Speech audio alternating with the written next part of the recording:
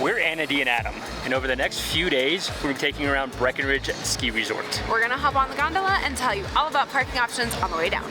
Breckenridge is just under 100 miles from Denver, and when you get here, there are some paid parking options. They have the South Gondola parking, which is where we're going. They have the North Gondola and the Gold Rush lot located in downtown Breckenridge. You can either pay when you get there, or you can book your spot using the Breck parking app. You can then take the gondola or the Breck free ride to the base area. The gondola will take you to Peak 7, which we just left, or Peak 8. And the bus, depending on which one you take, will take you to Peak 7, 8, or 9. The BreckConnect gondola is open daily from 8 a.m. to 5 p.m., but make sure you check the Breckenridge.com website in case those times change, because we swear they've changed over the years. If you want to park slope side, you can park at Peak 7, 8, and 9. All right, are you ready to show them around the mountain? Oh yeah, but first, we need to get changed. Much, much better. We are currently at the Peak 8 base area, which is the flagship base area for Breckenridge Ski Resort. They have lift tickets, ski and ride school, rentals, retail, and dining here. We're going to jump on the Colorado Super Chair lift and take you to the top, and we'll tell you more about the resort. I'm sure you're wondering, Breckenridge opens daily from 8:30 a.m. to 4 p.m. If you're looking for some food, at the top of Peak 8 is the Vista House.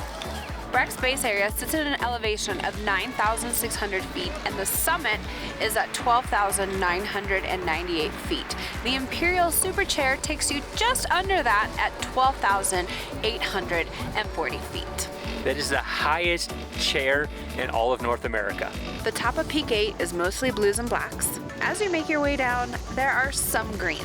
11% of Breck is beginner runs, and most of them can be found over on Peak 9.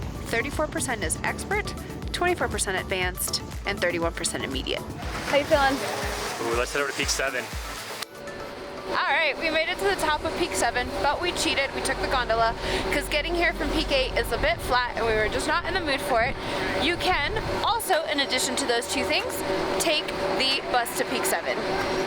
You ready? Yeah. We'll give you some more information on the way down. All right, let's go. Peak 7 is the smallest base area, and it is considered the low-key base area of the three. You can purchase lift tickets, rentals, and they have some dining options as well.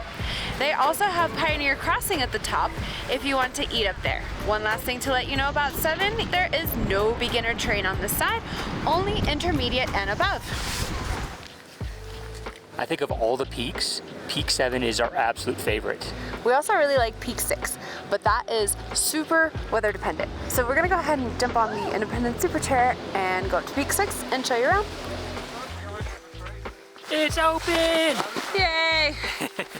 I'm gonna take this as an opportunity to rap for the app, because that is how we were able to find out that it opened again. So you can download the Epic Mix app. It'll give you all the Vail resorts that are associated with it, and you don't have to have an account.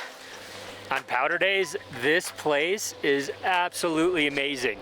On icy days, Hello, Sketch. I think we felt more on that one run than we have this entire week. It was so icy. At Peak 6, 7, 8, and 9, there is hike to terrain if you want to ride the bowls.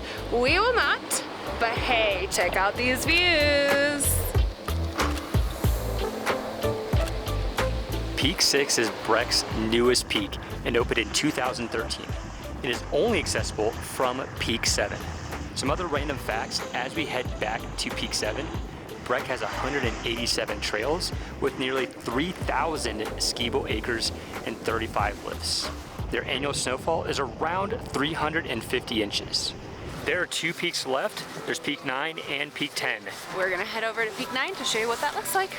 Peak 9 has a lot of mellow runs and beginner terrain at the bottom.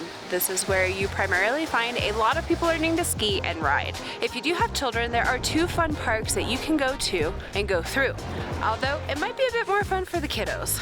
Peak 9 has the most chairlifts of any peak on the mountain, and at the bottom you can find dining, rentals, lift tickets, and listen. It's also the closest base area to downtown Breckenridge.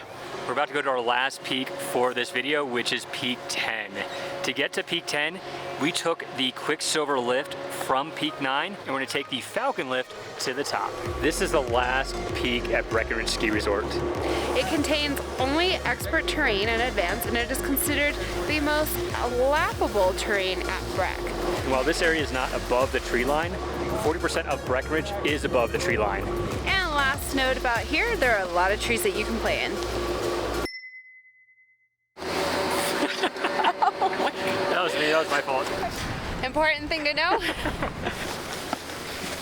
I think of all the peaks, Peak 7 is our absolute favorites. Famous. Some of the wildlife you can expect to see in Breckenridge. We're gonna do a lap on Peak 7. Sorry. 8. We hope that you enjoyed this video. I'm gonna hit you! If you did, please hit the like and subscribe button. If you want to see our week here in Breckenridge, click that card in the upper left-hand corner and you can watch it yourself. And before we leave you, there are 3 ways to get down to parking in Breckenridge. Number 1 is the gondola, number 2 is the bus, number 3 is by riding 4 o'clock all the way down. It's a ski run, the longest one in Breckenridge, sitting at 3.5 miles. Thank you so much for watching. Bye.